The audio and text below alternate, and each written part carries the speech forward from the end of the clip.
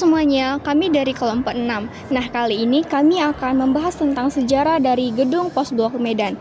Nah, jadi Gedung Pos Blok Medan ini merupakan salah satu gedung yang ikonik di Kota Medan. Pos Blok merupakan gedung yang telah berusia 112 tahun lamanya.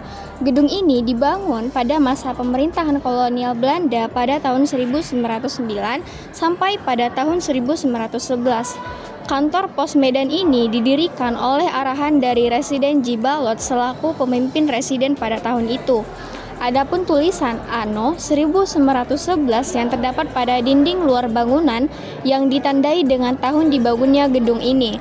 Perancangan gedung ini adalah seorang arsitek Belanda yang bernama Simon Sanif dari Burgelis Openbaarwerken, Dinas Pekerjaan Umum Hindia Belanda pada masa itu. Nah, gedung yang terletak di Jalan Pos Nomor 1 Kesawan Kota Medan ini memiliki luas bangunan sekitar 1.200 meter persegi, lebar 20 meter, panjang 60 meter, serta tinggi 20 meter. Gedung kantor pos ini telah ditetapkan sebagai bangunan cagar budaya dalam Undang-Undang Nomor 10 Tahun 2010 dan Peraturan Daerah Kota Medan Nomor 2 Tahun 2012. Menilik sejarahnya, keberadaan kantor pos Medan ini berperan penting dalam hal surat menyurat, khususnya bagi para pedagang di era lampau. Ketika itu, kantor pos Medan dijadikan tempat penyimpanan beragam dokumen milik para pedagang yang datang dari Pulau Jawa ataupun Belanda. Gedung kantor pos Medan menjadi landmark Kota Medan. Luas bangunannya berkisar 1.200 meter persegi, lebar 20 meter, panjang 60 meter, serta tinggi 20 meter.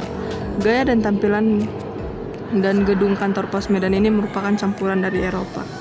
Bila melihat desainnya, atap gedung kantor pos Medan ini berbentuk segi 8 2 tingkat dengan lucar atau jendela atap dan pelana Belanda atau gabel pada bagian lainnya. Bukaannya ada yang berbentuk persegi panjang membujur dan ada yang ars atau melengkung. Di setiap bukaan dilengkapi dengan kisi-kisi yang dapat menyaring cahaya masuk. Pada tiap sudut dinding yang berbentuk lengkungan menempel lampu kerangka besi. Pintu utama berbentuk lengkungan dan berdaun dua.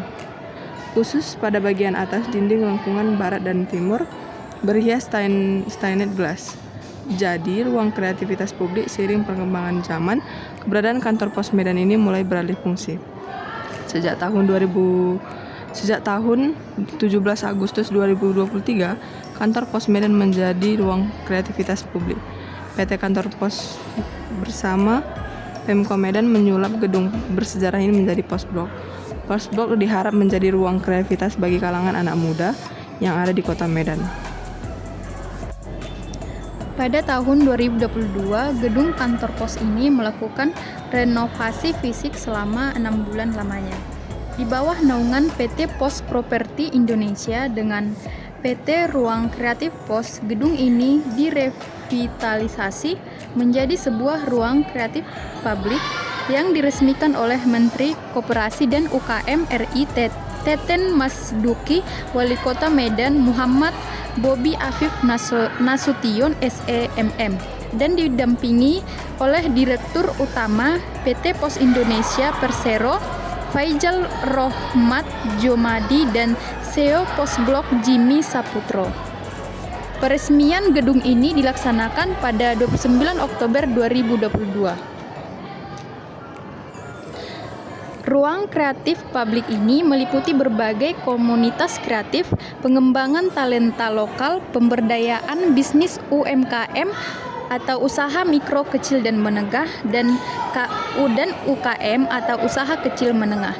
Dalam gedung kantor pos ini akan hadir banyak tenan UMKM maupun UMK yang bergerak dalam bidang industri kreatif seperti kuliner, musik, film, fashion, dan kriya.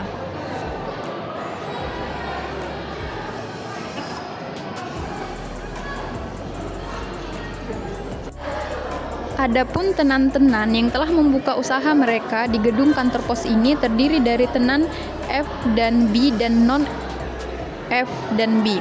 Tenan-tenan F dan B seperti Gelato, Rickretts, Nelayan, Common Folk, Sitea, Torrey, Majades, Keude, Makbit, Es Coklat Gajah Mada, Aiki Cerita Kopi, Meet Me, Canggu, Bakehouse, Titik Nemu, Mini M Block Market, Weleh Woli, Makmi, Ofli, Kedai Soul, Kuta Fresh Market, dan Ahdanet.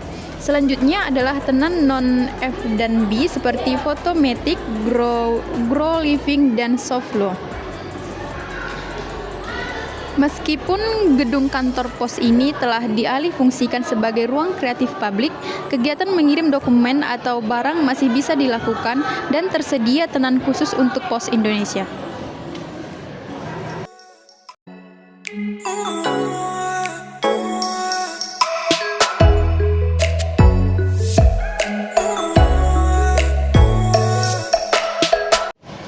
Sekian dari cerita sejarah mengenai Pos Blok Medan ini. Semoga menambah wawasan untuk kita semua. Kami dari kelompok 6 mengucapkan terima kasih.